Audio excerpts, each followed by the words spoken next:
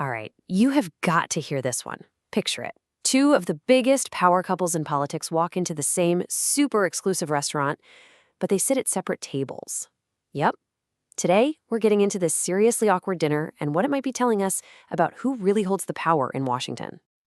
Okay, let's just dive right in. You've got the Obamas and you've got the Harris and Emhoffs. Same restaurant, same night. So, was this some kind of secret political summit, or was it just the most cringy celebrity sighting of the entire year?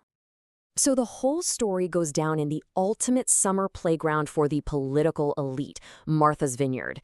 You know the place. The sun's hot, the gossip is way hotter, and believe me, everybody is watching everybody. And the stage for all this drama? A place called the State Road Restaurant. Just to give you a little taste of the vibe here, we're talking about a spot where a single hamburger costs $30. Yeah, it's that kind of place. And then, guess who walks in?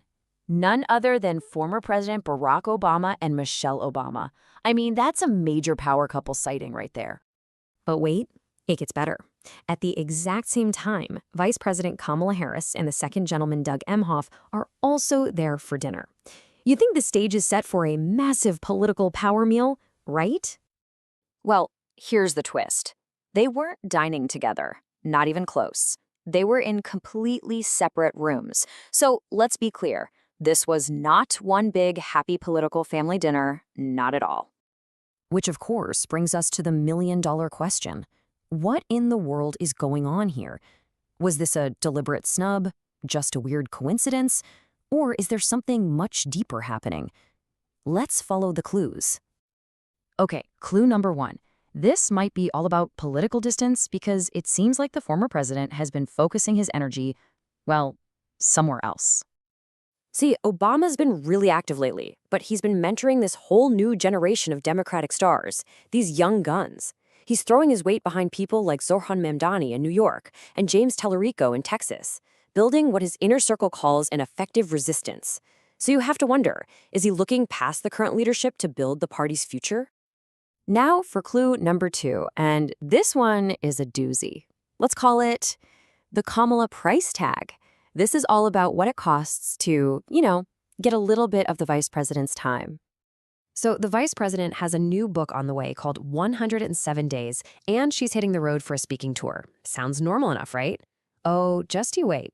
Okay, brace yourself for this one. If you want just one good resale orchestra seat at the Warner Theater in Washington to hear her speak, it's going to cost you over $3,500 for one ticket. But hey, to be fair, every ticket does come with a copy of the book. So, what a steal. Joking aside, that crazy price tag points to a much larger truth here. Kamala Harris is an absolute machine when it comes to fundraising. You absolutely can't deny her skill at bringing in the cash. How much cash are we talking about? How about nearly $3 billion raised for her presidential campaign in a little over 3 months? That is just a mind-blowing amount of money. But here's the kicker. The campaign then spent all of it, every single dime, and then some. A massive amount of money came in, and an even more massive amount went right back out. So, let's put these clues together. On one side, you've got Obama mentoring fresh new talent. On the other, you have Harris's world of high-cost tickets and high-spend campaigns. So, what does it all mean?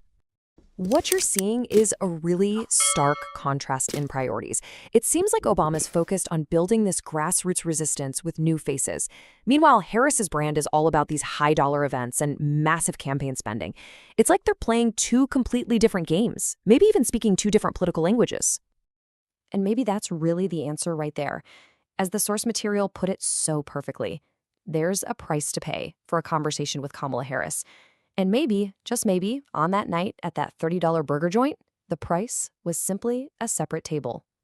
So what's your take on all this? Was this a calculated political move by the Obamas to put some space between them? Or was it just a super awkward coincidence that we're all reading way too much into? Let me know what you think down in the comments. And that's all for this explainer. If you had fun digging into this with me, do me a favor and smash that like button. And definitely subscribe for more deep dives behind the headlines. Thanks for watching.